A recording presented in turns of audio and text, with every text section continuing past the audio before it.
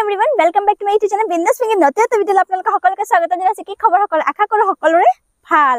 আৰু মই আজি আপোনালোকৰ ওচৰত বহুত দুখ লগা বিষয় বহুত দুখ লগা ঘটনা এটাৰ বিষয়ে মই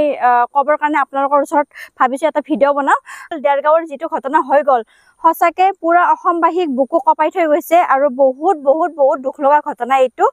হসাকে বহুত দুখ লাগি আছে আৰু বহুত দুখ লগা ঘটনা যেহেতুকে দেৰগাঁৱত ইমান ডাঙৰ ঘটনা এটা হৈ গৈছে দুৰ্ঘটনা এটা হৈ গল আৰু ইমানে বেয়া লাগিছে আৰু সেই দুৰ্ঘটনাটোত কোনোবাই মাত্ৰ নিজৰ সন্তান হেৰাইছে কোনোবাই স্বামী হেৰাইছে কোনোবাই বুৱাৰী হেৰাইছে মানে সকলোৱে মানে বহুত দুখ লগা আৰু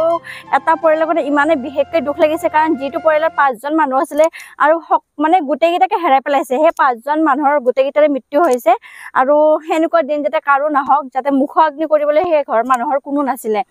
তে হেনুকৰ এটা ঘটনা হৈছে যেটো ঘটনাই অসম জকৰি গল ভাবক কিমান পৰিয়ালৰ বুকু খুধা কৰি থৈ পেনে গুছি গল কাৰ ঘৰত কিমান কান্দন শুনিব আপুনি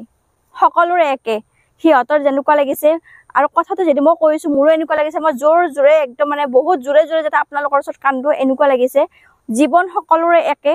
আৰু এটোৱে অনুৰোধ যাতে লিমিটেড স্পীড হ'ব লাগে আৰু মদ ভাং আৰু এইটো কথা কও যে মদ ভাং প্লিজ একদম নকৰিব আপোনালোকে কাৰণ এজনে মদ খোৱাৰ পৰা হাজাৰটা মানুহৰ প্ৰাণ হেৰাব লগা হয় কাৰণ আপোনাৰ নিজৰ প্ৰাণটো ৰক্ষা কৰক আৰু হাজাৰটা মানুহৰ প্ৰাণটো ৰক্ষা কৰক মোৰ ফালৰ পৰা চৰকাৰক এটাই অনুৰোধ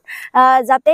ৰাস্তা ঘাটবিলাক যাতে ভাল কৰে কাৰণ কিয় আমাৰ লৱাৰ আসামৰ দিখিন আমাৰ ৰাস্তাবোৰ এতিয়া খুবে ভালে হৈছে ক'ব গলে কিন্তু আপাৰ আসামৰ যেটো আপাৰ আসামৰ ৰাস্তা এটা ক'ব গলে বহুত বেয়া হৈছে হেফালৰ ৰাস্তাবোৰ বহুত বেয়া হৈছে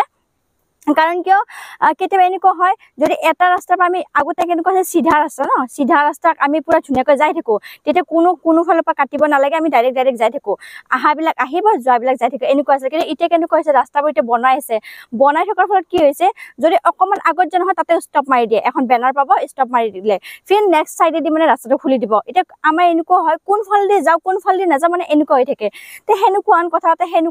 হেনুকুৱাৰ কাৰণে বহুত এক্সিডেন্ট হৈ থাকে কাৰণ কে এইফালে ঘুৰোতে সেইফালৰ পৰা এখন গাড়ী আহি থাকে আমি গমে নাপাও হেনুকুৱা টাৰ্ণ লোৱান্তে মানে কেতিয়াবা সম্মুখত গাড়ীৰ সম্মুখতে পৰি যাও মানে এটো নিজৰ ঘটনাটো আমি কৈছো আৰু হেনুকুৱা ঘটনা চাগে বহুত মানুহৰ লগতে হৈ আছে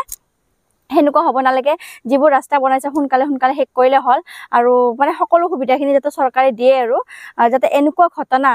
যাতে আৰু অসমত যাতে নহয় যেহেতু নতুন বছৰ পৰিছে আৰু নতুন বছৰত যদি এনেকুৱা ঘটনা শুনি পাও দেখি পাও বহুত বেয়া লাগে